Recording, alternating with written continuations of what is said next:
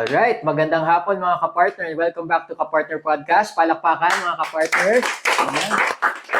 Mas malakas na palakpakan mga kapartner dahil ang kasama natin ay walang iba kundi si singer-songwriter, OPM legend, Mr. Ogie Alcacid! Wow! Joseph! Grabe yung OBM legend Parang ang tanda. Hindi, ano yan, credibility. Parang, Oh, I diba, like that. OPM legend. Wala ka na ibang pagbabasihan kundi yun. Credibility. Yes. At yan ang hinahanap natin sa ating mga Sa ating mga borrower. kapartner. Sa ating mga borrower. Tama yan, Sir Ogie. Pag walang titibag, no? Yung, pag legend na wala nang mas mahusay pa Salamat. yan. Yan na yung sandigan, yung mga pagtatanungan. May question pala ako sa iyo about it later. Pero unahin ko na yung topic natin ngayon mga kapartner. It's about Sure. pagninegosyo or Mhm. businesses. At bago tayo mapunta sa mga seryosong bagay about pagninegosyo. So, una kong tanong would be, nung bata ka, meron ka bang dream negosyo na gusto mong magkaroon ng ganong klaseng negosyo? Oo. Tawa ka kagad. Oo, meron. Grade 3 ako noon, tsaka grade 3. Sorry, grade Wala pa, natatawa na ako. Grade 2 at grade 3. Kasi, ito totoo to ha. Pagka recess o lunch, imbis na kumain ako, naglalako ako ng comics. So, oo, so sa tabi lang doon, nilalapag ko yung mga comics doon. Tapos pwede mo siyang basahin. Kumbaga, ang tawag ko doon rental. Pero Parang VHS, pero comics. Okay. nung araw kasi talagang ganun kami, comics ang aming pastime, no?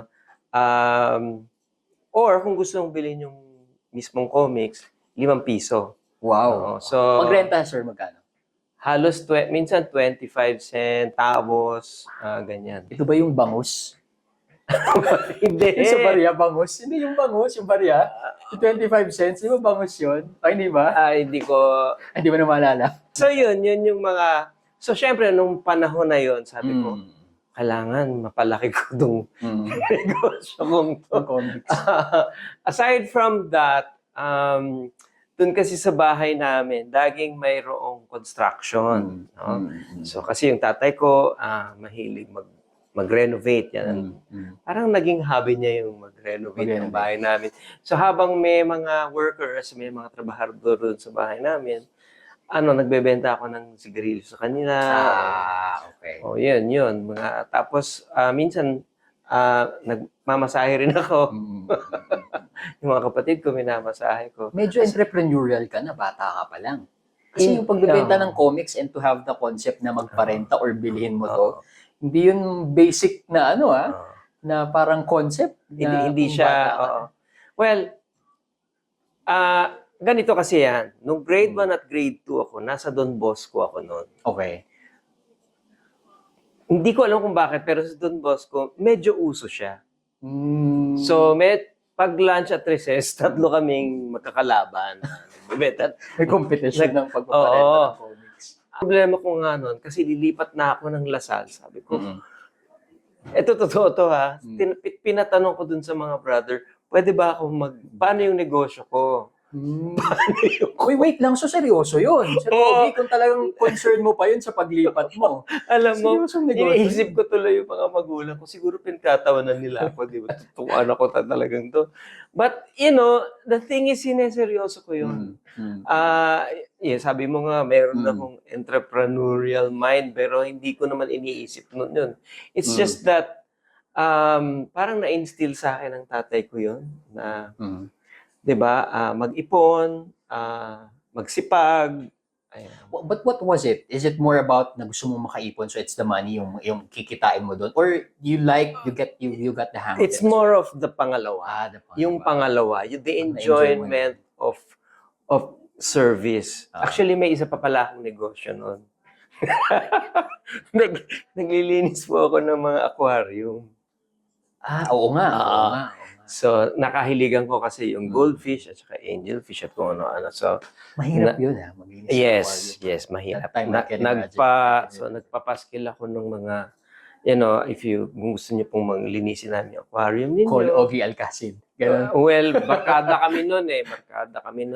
Nakalimutan ko yung pangalan namin. Pero magbabarkada kami nun. 3 kami nun. yung isa taga-sip-sip ng tubig. Hindi ako yon syempre. Kasi, Sinisip-sip pa. yung kasi tubig kailangan mo that time. sip-sipin yung Oo, tubig. para lumabas. Pangalawa, ako yung taga-linis, tapos yung isa yung taga-kolekta. No? Tapos ang singil namin nun per gallon. Kasi noon ngayon yata, liter na yata ang Per liter. aquarium. So, pag 15 gallons, yon 15 pesos yon 40 gallons, 40 pesos. So, hindi ko alam kung saan may kontrata pa ako. Nagpapasign ka ng kontrata sa mga kliyente Ilang mo. taon ako noon? Grade 6 siguro. Meron pa akong, in case of inflation, may mga ganyan pa ako. Hindi nga, sir. Walang biro. Hindi ko alam kung saan nanggaling yung mindset na yun. But, I guess kami, nung bata kami, seryoso kami ginagawa namin yun. So, well, but it has to come from something. Baka napanood mo or you've seen it from your parents. Kasi, parang uso sa amin Uso sa inyo. Sa aming mga magbabarkada. Halika, negosyo tayo. Ganun. okay. Oo. Sige, but going back to, halimbawa, yung comics business, effective ka bang magbenta ng comics dati? Did you think so? Nakakabenta Feeling ka ko hindi. Kasi ang hirap ng mga kalabang ko. Kasi, kalabang ko, pag recess o lunch, naglalaro yung mga bata. Mas syempre, mas masaya maglaro, di ba? Yung touchball, yung, ano ba to? Cups and rubbers, yung mga, I'm sure di nyo alam yun. Shato, yung mga Yan, ganyan. Shato, medyo familiar. Yan yung mga laro no, text. Yan. Di ba? Tayo sa text. Papa, bakit mo naman pag-aaksaya ng panahon? Magbasa ng comics. Pero may isa akong, sorry. So, wala din yung target audience. Meron akong very reliable and I should say, basta lagi siyang Suki, ganyan. Yes. Suki ko siya at saka mayaman yun ang pangalan niya, si Sarmiento. Si Sarmiento. Sorry, natatawa ko kasi naalala. Si Sarmiento, feeling ko naawa siya sa akin. Di ba? Yung parang si Alcacid pa tawag. Si Alcacid doon, napakasipag masyado, kawawa naman. But he would frequent my spot. Bibili ng malaki kasi baho ni Sarmiento. So, binibili niya, hindi na narerentahan. Naku, Sarmiento, kung saan ka man ngayon, alala kita. Salamat sa'yo. Malaking natulong mo sa entrepreneurial journey Yes, ni kapartner Ogie. So, but kapartner, have you ever had a formal business? No? After that, ano yung pinakauna mong nasimulan na formal business na? Yes, nagsimula ako ng negosyo, I think 2003. Well, bukod doon, nagtayo na ako ng management company, no? Nagmamanage kami ng mga talent noong 1990s. Kapartner ko yung aking manager noon na nasa heaven na ngayon. But nagtayo kami ng talent agency noon noong 90s. So that was one of my early businesses. Pangalawa, meron akong Ogie Dogie na hotdog business. Parang naalala ko yung brand Ogie Dogie. Yes. Hotdog. Ang una naming naalala mo yun, ang una naming spot was in Market. Nagkaroon kami ng sa Alabang at sa SM North EDSA yata. There were times na merong booth yan sa SOP. Or wala? Correct. No, yun Dinadala ko. naalala ko eh. Okay. But it was a one-man show. You know, mag-isa lang ako. Hindi ko natutukan. Parang nahilo ako dun sa success nung first few months at hindi ko na natutukan. I hired someone to run the business for me. Dahil syempre busy ako sa pagiging singer, hindi ko natutukan. So I had to close shop. You had to close it. That was one of my early businesses. You never thought of reopening Ogie Dogie? Parang there's brand recall. Yeah, well, ganito po yan. Nakakatawa rin kasi may mga plano. Gusto mag-revive. Merong mga investor na lumapit sa akin. Okay. Actually, itong taon lang na to. So, Malamang next diba? year, ibabalik po namin. Yun, no? Kita mo nga yan. May palakpakang tahimik. Yes. At itong mga investor na to, mga banyaga, di ba? Nakakatawa talaga. Anyway. Sakto yun sa next question ko kasi if you ever failed in business, I think a lot of our partners na-experience na rin yan. Or kung hindi nyo pa na-experience yan, ma-experience nyo yan, kapartner. Correct. Na mag-fail sa business. Did you have any reflections or insights from a failed business? Yung mga naging challenges mo before. Okay. Maganda yung question na yan. Meron akong napanood sa TikTok tungkol sa failure and success, di ba? How do we actually, paano ba natin dinedefine ang success? Kanya-kanya yan, di ba? Maaring ang success, yun yung rurok ng iyong tagumpay, di ba? Kung saan kumita kayo na tumabo ng nuknukan ng daming pera ang inyong negosyo, di ba? Pero para kinakalimutan natin yung mga pagkakataon na nag-fail tayo, di ba? Ang sinasabi dun sa TikTok, wala tayo actually masyadong natututunan sa success. Ang lahat ay natututunan natin sa pag-fail. So napakahalaga nung failure, 'di ba? Sabi nga ni Michael Jordan, 'di ba? I succeed because I fail. I think I'm not sure kung 'yun yung eksaktong sinabi niya. But sa daming beses niyang hindi na ibuslo yung bola, 'di ba? Doon sa basketball. Doon siya natuto kung paano niyang i-maniobra ang kanyang katawan at, 'di ba, maging champion. Which is, I guess, something that we can apply sa pagnenegosyo.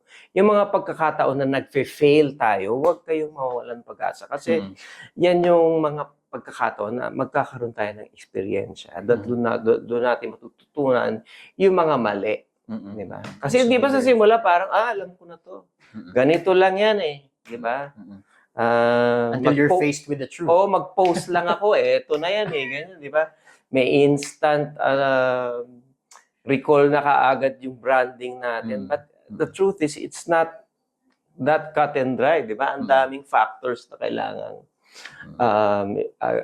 isipin, di ba, para sa negosyo. So, what I can say is that those failures of mine were probably the most important lessons for me in my business. Kapartner, was there anything in particular na you can recall na itong matinding lesson to na kaya because of this na I stopped this business pero dadaling ko to sa magiging susunod kong negosyo? Aside from not having much time to manage the business for Ogie Dogie, baka may iba ka pang negosyo and a different learning from that as well. Well, unang-una, kasi yung aking unang negosyo was single proprietorship. Yun yata tawag nun. Correct. So, ibig sabihin po nun, ako lang ang may-ari nun. While that was beneficial because wala naman akong ibang kausap, parang mas maganda talaga na meron kayong korporasyon. Meron kang kasangga, meron kang kabatuhan, meron kang, meron kang kasama sa negosyo mo. Ano kang ka-partner? Exactly. Papunta na ako doon. Sorry. Nauna ko pa. Hindi, tama yun. Meron kang ka-partner, hindi pwede yung nag-iisa ka. So, magmula nung ako'y natutong umawi, magmula nung nagkasunod-sunod na yung mga negosyo ko, I made sure that I was part of a corporation. And kasama ko sa corporation ang ilang mga individual na pareho-pareho kami ng paniniwala, pareho kami ng motivation, di ba? Pareho kami ng passion. Kumbaga sa we were all on the same page, di ba? And I think ang napaka-importante, we are all accountable to each other. Ibig sabihin, accountable to each other. Paano ba tinatagalog yun? Basta, kailangan tayo ay mapagmatsyag sa isa't isa, sa kilos natin, sa galaw natin, at kung paano natin patakbuhin yung kumpanya at kung ano ba yung contribution natin. Hindi pwedeng dedmahan lang. We are accountable to each other and to the company. You mentioned earlier na maganda yung may kasama kang you're on the same page with. How about yung kakaiba rin mag-isip? Hindi usually katulad sa'yo. Di ba parang maganda rin yun na you're together? For sure.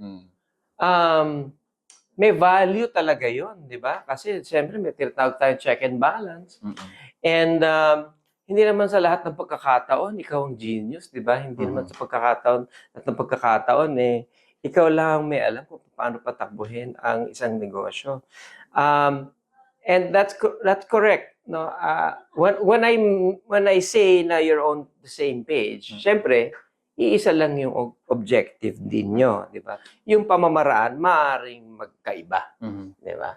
So, maganda yon. Parang sa basketball team yan, di ba? Hindi naman pwedeng iisa lang ang, kumaga, lahat shooter, di ba? May shooter, may taga-pasa ng bola, may taga-baba ng bola, may taga-rebound, may taga-magaling sa depensa. Kanya-kanyang role yan. And I think, kapag may kuha kayo at nakita mga partner na alam nila yung role nila, mas maganda ang patakbo ng negosyo. How they can contribute to your business. Punta na tayo sa mga kapartners mo, kapartner Ogie. Sino yung mga, if you can mention, some of those na naging kapartner mo na sa pagnenegosyo or kahit sa buhay? Sa negosyo, meron akong mga kapartner na mga lasalista. Meron kaming restaurant, ang pangalan ay Rio Ramen and Curry. Ito ay sa Makati, sa SM Jazz. And mga mga mahihilig kumain ng ramen. Kaya namin tinayo yung negosyo na yun na I think to this day, we are, I think, 12 or 13 years old na po kami. So, nagtagal ang aming negosyo. Bukod doon, meron kaming A-team na tinatawag na Alcacid Talent Entertainment Artist Management, kung saan nagmamanage kami ng mga talents, but more specifically, nagpo-produce kami ng mga concerts. So, ang mga partners ko dito ay mga kaibigan ko na pareho kami ng advokasya at yan ay tumulong sa mga artists. No? At pangalawa, palaganapin ang OPM sa pamamagitan ng pag-produce ng mga local na concerts. Wow, palaganapin ang OPM. Ang hirap magtagalog. Oo, pero mas madali na siguro to. About OPM, kapartner Ogie, kumusta ang OPM ngayon? Ang saya-saya ng estado ng OPM. Kung sa Facebook status yan, OPM is overflowing with energy. There was a time, I would say 2009, 10, mga ganyan, nung ako ay naging nahalal na pangulo ng organisasyon ng Pilipinong mga awit. Ito po isang NGO na kung saan ang aming main objective is to promote OPM. No? Ang hirap-hirap ng panahon na yun kasi parang may mga naglalabasan pa noon sa Twitter na noon tawag Twitter, hindi po ba? Ang sabi OPM is dead. Parang may naging hashtag pa yan na naging malaking problema para sa amin. No? Ang OPM, para lang yan sa mga matatanda. Di ba?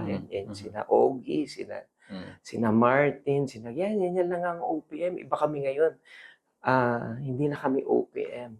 So, dahil nagkaroon ng kumbaga, kilusan ng sari-saring mga organisasyon tulad namin na kung saan tulong-tulong kami sa pagpapalaganap at pag-promote ng OPM tulad Elements, meron isang Elements camp kung saan nag-train kami ng mga singer-songwriters. Diyan po nanggaling ang lahat ng mga mahuhusay at tanyag at magagaling ng mga singer-songwriters natin today.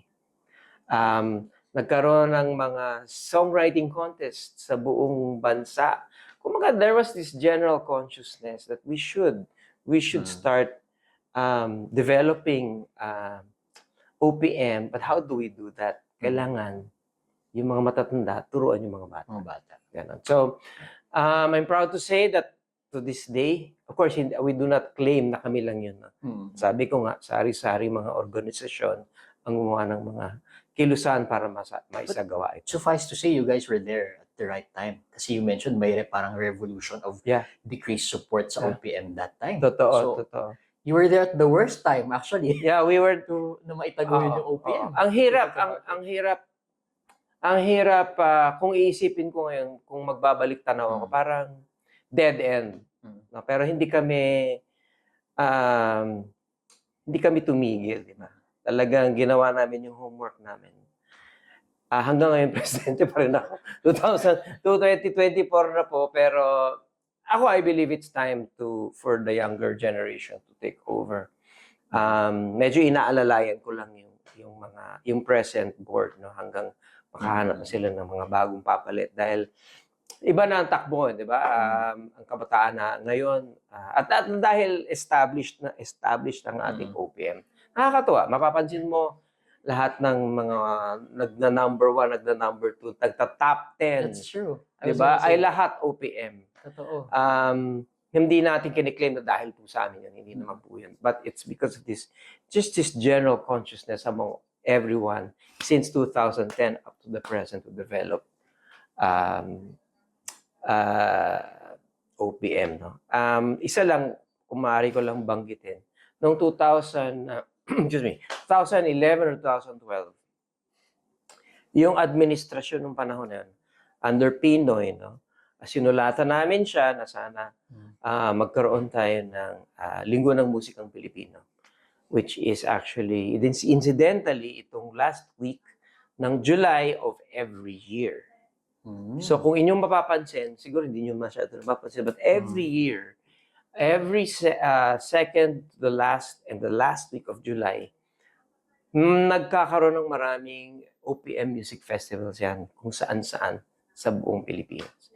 And so, itong taon na ito, marami rin tayong mga activities na gagawin. So, I remember when I was still starting, yung presidente ng OPM noon was, hindi ko nagkakamali, was Celeste Legazpi and Joey Albert and Jim Paredes. No? Grabe. Those times. And nagkaroon sila ng programa para sa mga baguhan katulad ko na kung saan bibigyan ako ng isang spot, no, sa isang bar. Sila magbabayad ng banda. Kakanta lang po ako doon ng siguro isang araw sa isang linggo, mga 2 set, walang bayad, pero maipopromote ka. So ginawa din namin yon, ginaya namin yon. Meron kami tinatawag na OPM Spotlight where we feature all of these young artists na gustong iparinig ang kanilang music. So we're doing that right now. At sa last week of July, yun, marami tayong mapapanood. Inspiring. Parang you're paying it forward, no? By doing it to the new generation. Look where it got us now. Yeah. Grabe yung support for OPM now. Even if it's not a direct result of what you did in 2009, the inspiration for sure has influenced them in a way to parang to have a grown love for OPM.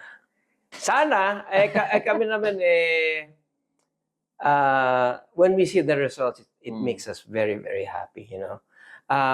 Gaya na sinabi ko, we are an NGO. So, we do this pro bono and we do this just for the love of Pinoy music. And of course, as you said, paying it forward.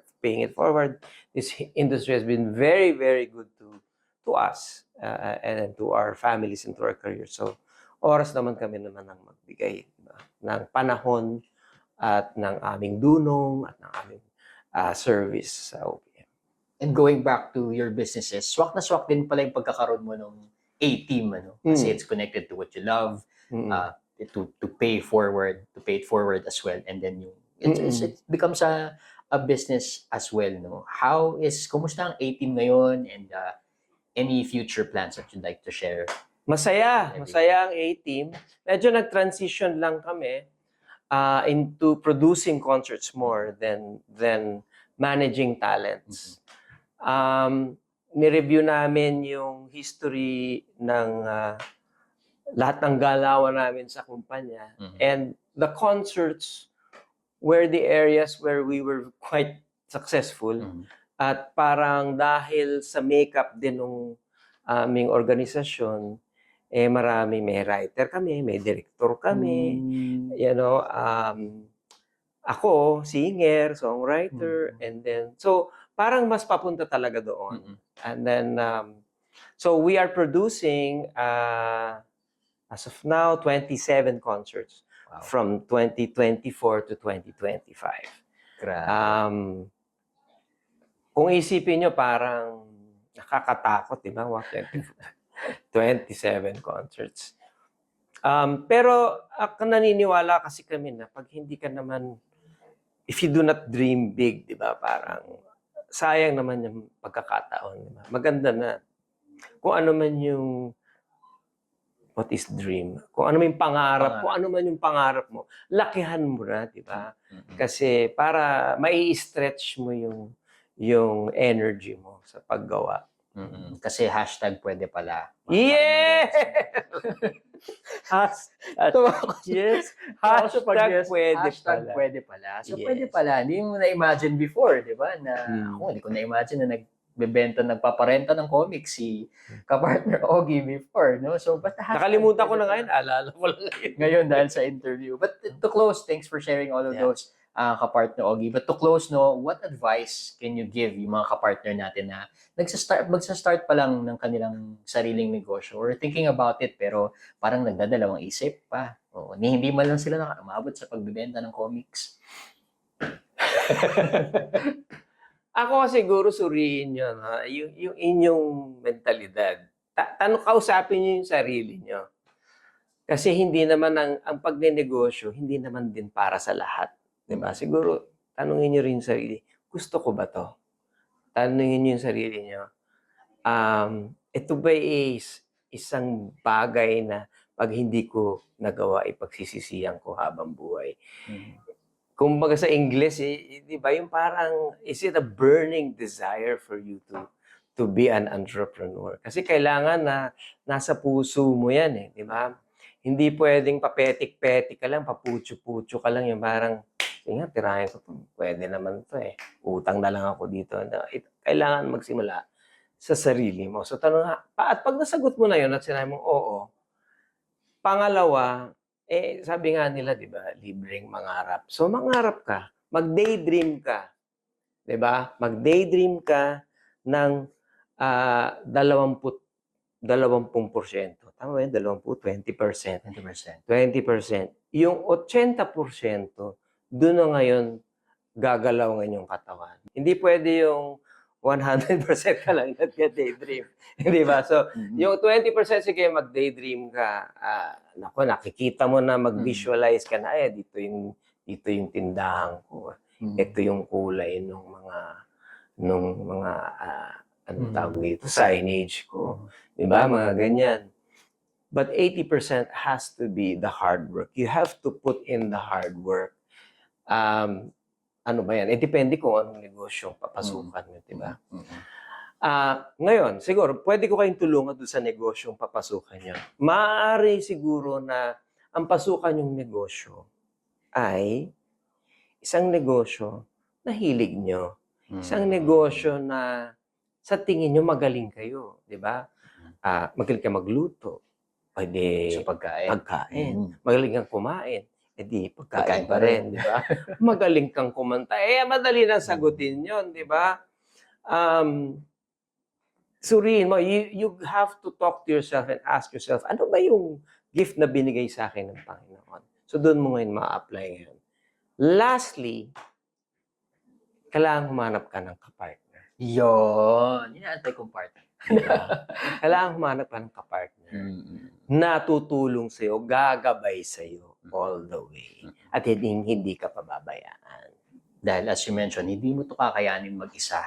One of your realizations. And kapartner, kapag nakausap mo na ang sarili mo, you've done your assignment, you've done all the hard work as well, meron ka na rin kapartner, panahon na para i-check mo if ready ka na for expansion of your business, pwede ka na pumunta sa Global Dominion. Yun ang sinasabi ko. Para mag-apply for a loan. Yun ang kapartner na yan. Kapartner matibay. Maraming salamat ulit sa oras mo, Sir Ogie. Singer-songwriter, OPM legend, Ogie Alcacid. Maraming salamat. Yay! mga kapartner. At hanggang sa muli, stay tuned to our on our Facebook and other social media channels, YouTube, TikTok, Threads, ang dami pa kung ano pa nadagdag dyan, Instagram. Isama nyo na yan, for sure we have that. And of course, visit our website, gdfi.com.ph. Until next time, mga kapartner. Salamat.